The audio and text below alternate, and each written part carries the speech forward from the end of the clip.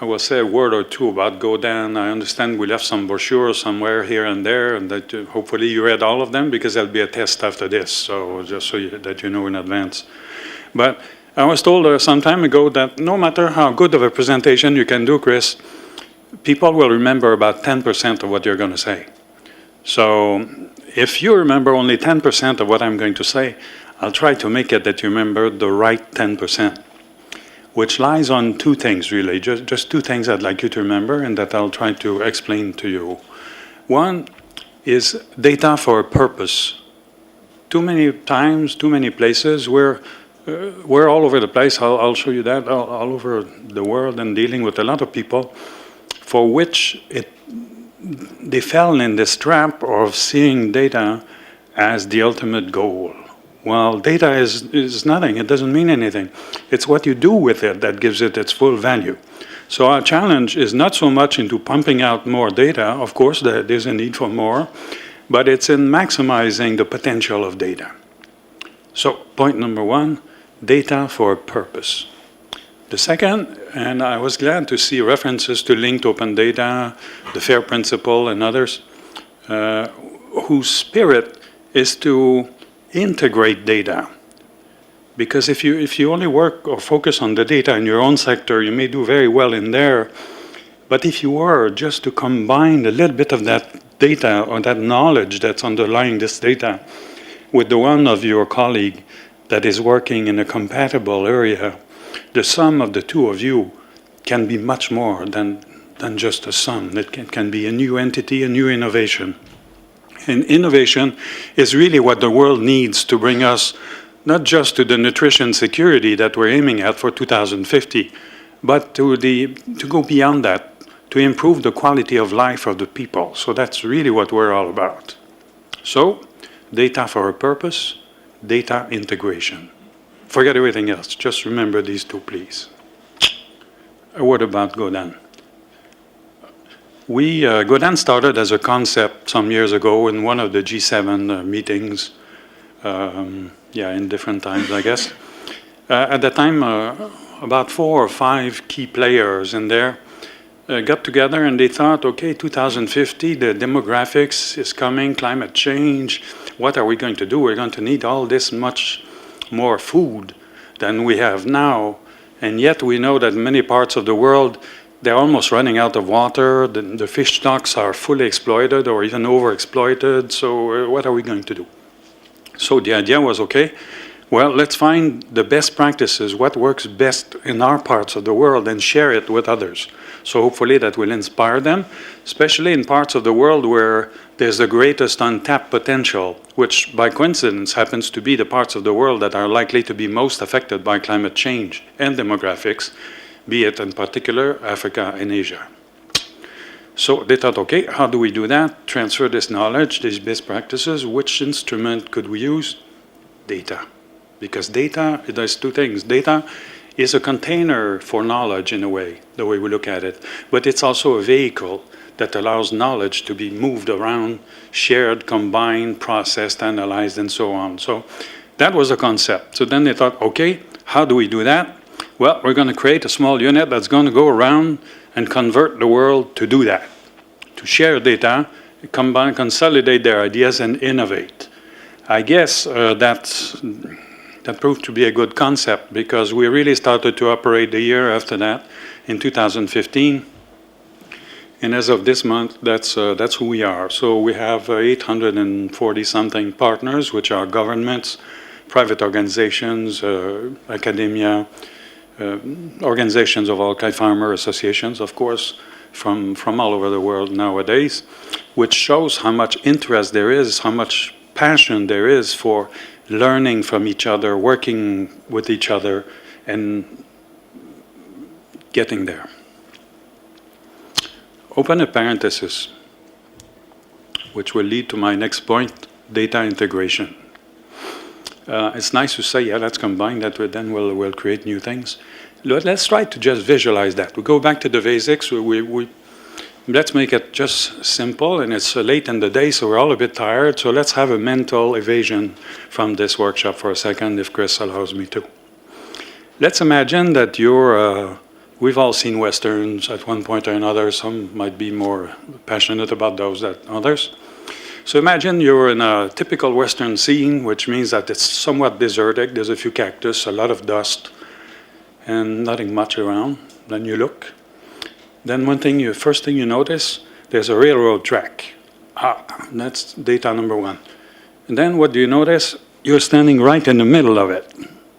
Data number two. Data number three, you hear something. Not sure what it is, but it sounds like a train.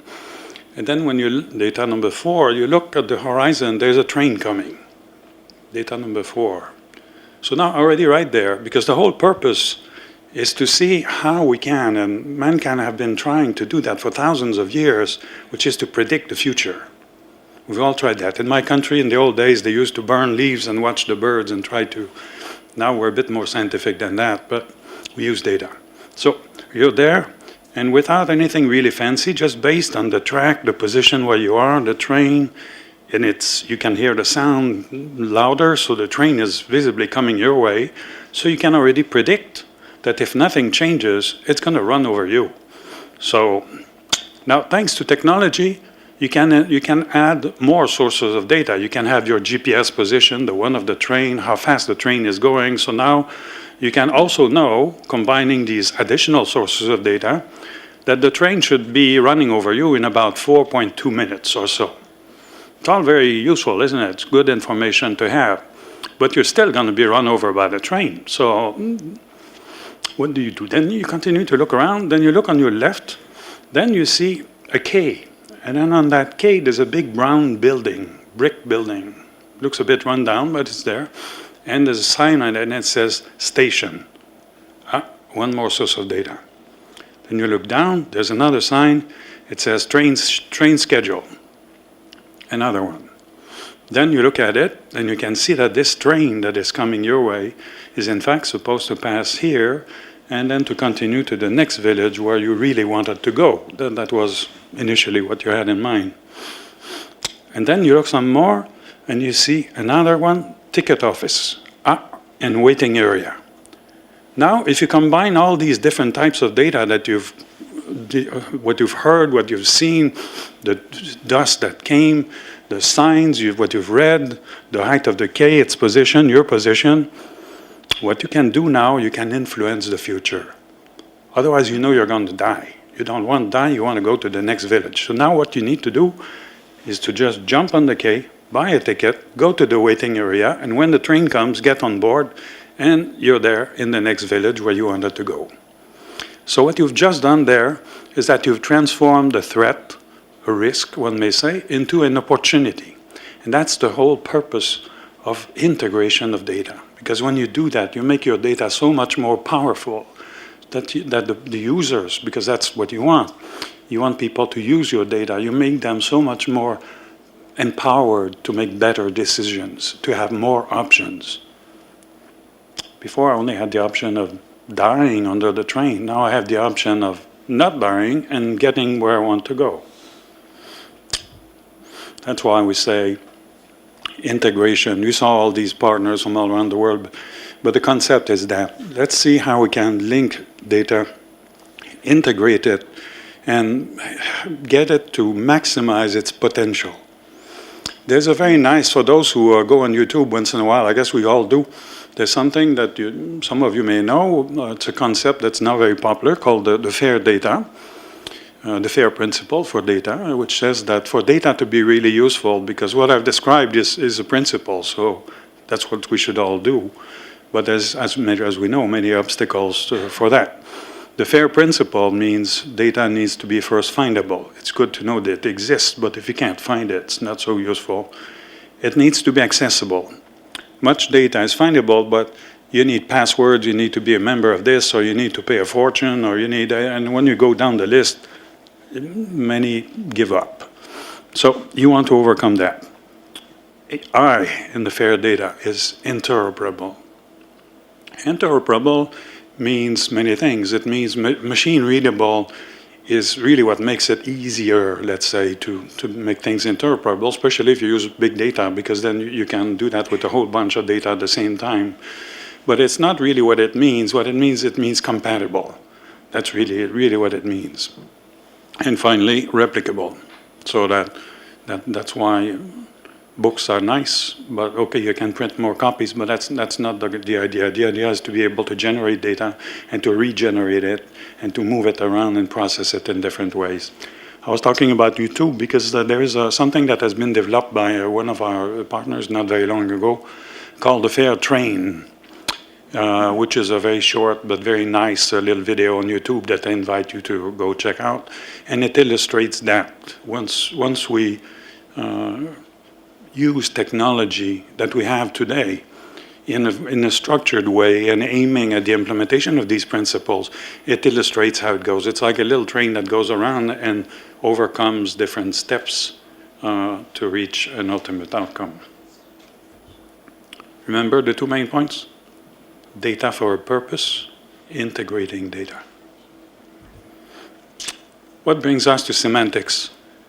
There's many obstacles to integration of data. There are, there's technical obstacles. Some computers or networks are not compatible really with one another. Technical standards are different. Semantics is different. We call things differently. Languages, much data is stored in English or French or Spanish or even characters, Cyrillic, Arabic. There's a lot of obstacles to this. But the starting point, in our opinion, is to talk about the same things in the same way, or at least do it in a way that we understand each other. And that's where semantics come in. This little table that you probably can't read from where you are, so you have to just trust me. It sort of illustrates a little bit the way the food ecosystem goes with so many different people involved around food that need to understand each other and develop this common, if not this common language, this common way to exchange, be it biologists or breeders or information managers or food manufacturers, consumers, nutritionists, and so on. They all look at food. They may all look at the same type of food, but refer to it differently. So we have to find a way to overcome that. And for this, semantics is the way to go, and that's what brings us here. One of the many things Godin does is that we put people together. We helped a little bit for this workshop to bring you guys together, but we do that in many different ways, and we encourage people to do that on their own. So Matthew, which is on the next panel, happens to be the leader of one of the work groups that we sort of encourage with other partners. These are the ones there, and what these people have in common is that they are very much involved on vocabularies from different parts of the world. As you can see, there's from British Columbia, from Denmark, from Italy, from the US, etc. So we thought, okay, if we get some of the most important, not that the others are not important, so if you're not on the list, please don't feel offended, but some of those that are the most important, and we just put them together, and if we can get those to communicate a little bit and harmonize a little bit, then that hopefully will trigger a movement that will lead others to join and get a global harmonized practice on agri-semantics. Just my little pitch there. There's an event that happens every year called IC Foods, which is very nice, where they really drill down on agri-semantics and on things that pertain to food. This work group that I just referred to arose from that.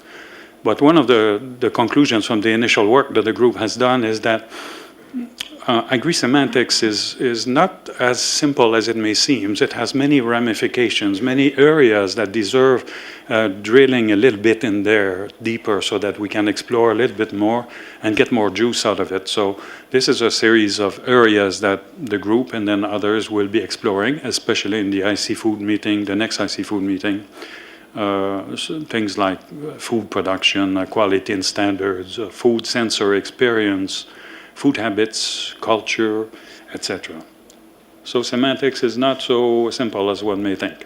But anyway, the IC Foods, the event, that's my pitch. I attended it myself, so I can certify it's a great event. So you're all encouraged to go there. Bring your friends, bring your colleagues, bring your family. Please, that's a real thing that you should all join. So I won't take more time because this is really for the panel. These are the guys that know the stuff. For me, I only know two things: data for purpose and data integration. Please remember that. Thank you.